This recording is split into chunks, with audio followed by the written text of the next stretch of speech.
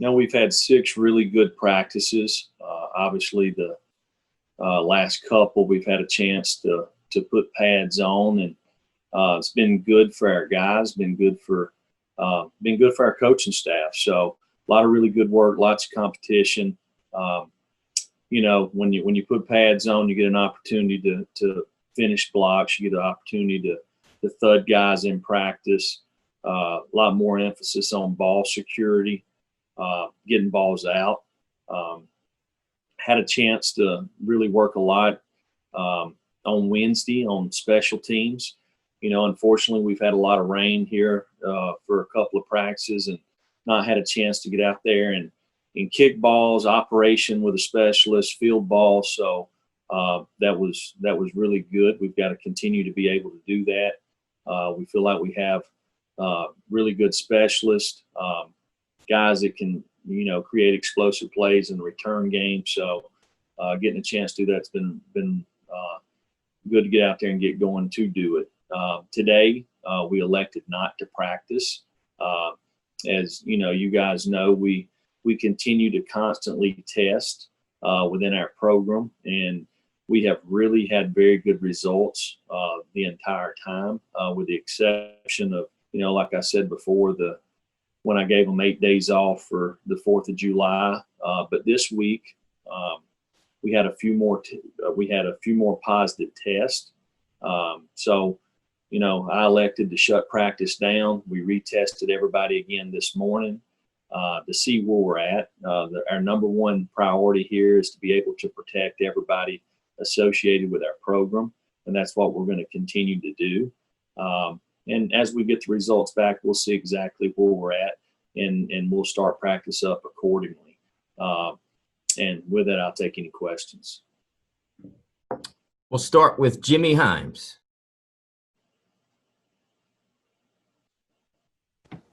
Jeremy, what has impressed you the most so far with Jarrett Garantano, and what have you seen out of Harrison Bailey? Well, Jarrett has a really good feel for what we're trying to get done offensively. Not only does he know what he's supposed to do, he has a good understanding for every position on the field. He can coach the guys. He's doing a nice job taking care of the football, working on his consistency, his footwork, decision-making. So he's had 6 really good days.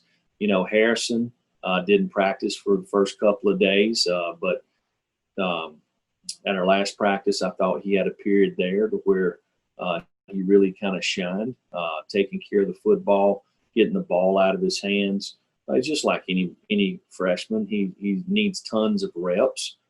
He needs it at the speed that the game is in college, and the more reps he gets, the better he'll get, just like any other young player. So he's just got to continue to get opportunities. We'll go to Brent Hubbs, followed by Trey Wallace. Coach, I'm assuming that you're not going to give any numbers on in terms of positive tests back, but is there a threshold number, or is that just a gut feel from you as to when you're going to shut things down like you are today? And then secondly, how's D'Angelo Gibbs done for your team? Where's D'Angelo Gibbs with this team right now? We've not put a number on the testing. It's just we've been very low to 0 for the most part of the entire summer, with the exception of 1 week. So we wasn't at 0 or 1 this week. So we want to make sure that we figure out why. Obviously, back during July, when we gave the guys off and everybody went their separate ways and the numbers were really high across the country, we came back and had more positive tests. And now we've got the student body back on campus, and it's something our student athletes are going to have to learn to live with, and we've got to make good decisions and again, make sure that when it comes to who you're around, you understand that you have to have a mask on at all times. So we want to make sure that it's not spreading within our building, because to this point we've had 0 spread in the tracing from within our building, and that's just one of the things we wanted to make sure of. And as far as D'Angelo Gibbs, D'Angelo is elected not to play this fall. He's going to focus on his academics, and he's still with our team. He's continues to do a really good job academically, but he's going to set this fall out. Trey? Yeah, sorry about that. Jeremy, have you been, I know things were kind of sketchy at first when getting test return results back, when everything got started. Have you been pleased with where you were at now with the turnaround time when it comes to tests? Because there's a scheduled practice tomorrow after the players march. So I'm kind of wondering where your head is at with that, and if you are anticipating results back tomorrow where you'll be able to practice. Well, it's been easy as far as transmission with the players that we've had tested positive over the course of the last 2 months. If there's been spread, it's been whether it's in somebody's apartment or somebody's dorm room, So that's one of the things that we've been able to kind of figure out.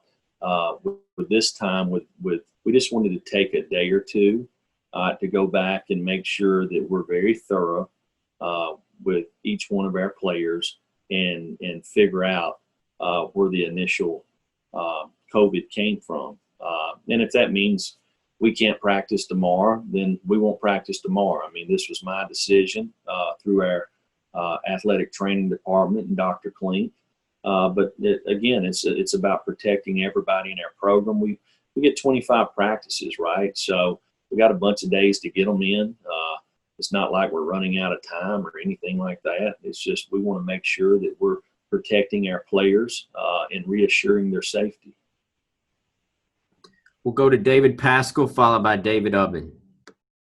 Jeremy, just wanted to ask you about Brandon Kennedy. Obviously, you go way back with him. How much has he kind of grown? I guess he turns 24 this fall and will leave with multiple degrees in a few months. How much has he grown, and just what kind of intangibles does he bring to a roster?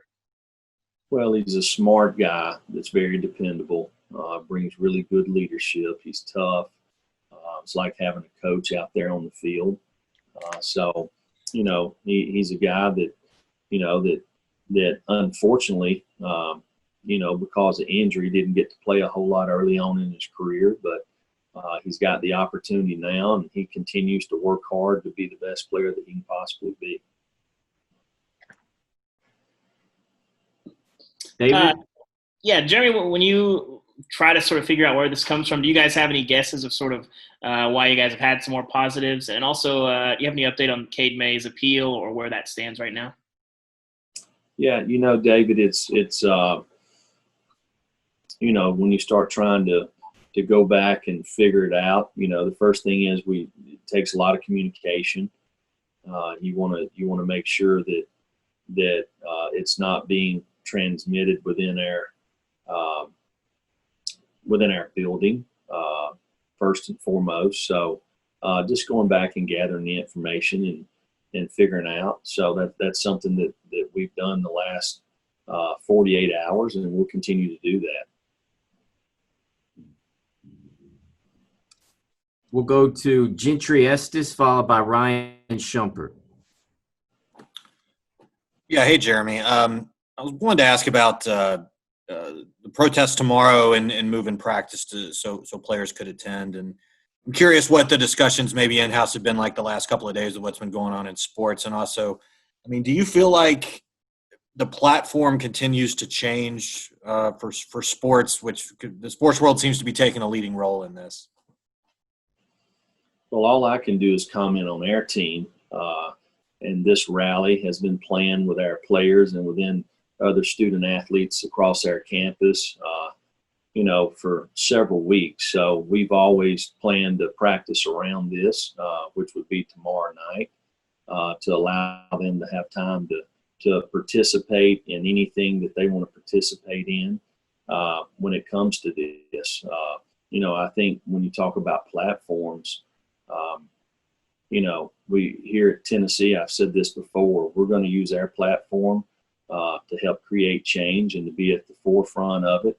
our players believe in it, our staff believes in it, our administration believes in it. So we're going to continue to support them in this movement and tomorrow, and it's something that will continue for years to come. Ryan? Hey, Coach. Whether it's Quavaris Crouch or Sean Schamberger, it seems like you have a lot of guys on your defense that can play multiple positions. How much of an advantage is that versatility in a year with COVID and kind of all the uncertainty that causes? Well, one thing that always helps in any year is guys that have knowledge and have experience. So if you understand the big picture, gives you an opportunity to be at your best. It can help you make the players around you better. It creates value for you as a player to be able to play multiple positions. And we have lots of guys within our program that can do that, whether it's playing, corner and star and money as a defensive back, or safety and star and money, at linebacker playing inside and outside, or a D lineman that can play all across the front, or an offensive lineman that can play, 2 or 3 positions, or a wide receiver that can play multiple positions. So it just creates value for them, and it's something that we do conceptually as we continue to install, as we teach things conceptually so the guys get the big picture. All right, time for 2 more questions. We'll go to Dan Harrelson and David Ubbett. Hey, Coach. Another guy on defense, Jalen McCullough. How much, or do you think he's grown from right now compared to last year's second year in the program? Well, he's a guy that's smart. He's tough. He's had a little bit of experience in this league now. He'll be the first to tell you that he's got to continue to improve. He's got to improve on his man-to-man. He's got to be more of a playmaker and a racer in the back end. And got to be more consistent day to day. But he's a guy that goes out there and works hard to do that every single day. We'll close with David's last question. Jeremy, what have you made of your freshman receiver group, and have any of those guys sort of emerged at this point? The guys that you feel like you can lean on this fall? Well, all those guys are going to have to play. They all have plenty of ability. They run really well. They have instincts. They all have soft hands. It's a different league. They're not playing high school ball anymore where they can just run freely and they get free releases. The guys they're going against every day or every Saturday are just as good athletes as they are. They're going to challenge them at the line of scrimmage. They're going to challenge them at the top of the breaks and their route progression, and they're going to challenge them for the catches. So they've got to be able to make contested catches when they block on the perimeter. Because they are younger guys. Maybe they're not developed physically as much as they will be in a couple of years from now. So they've got to be strong at the point of attack. And they're all learning. It's a whole new system for these guys, but the guys are very willing, they're eager, and they come and work hard every single day.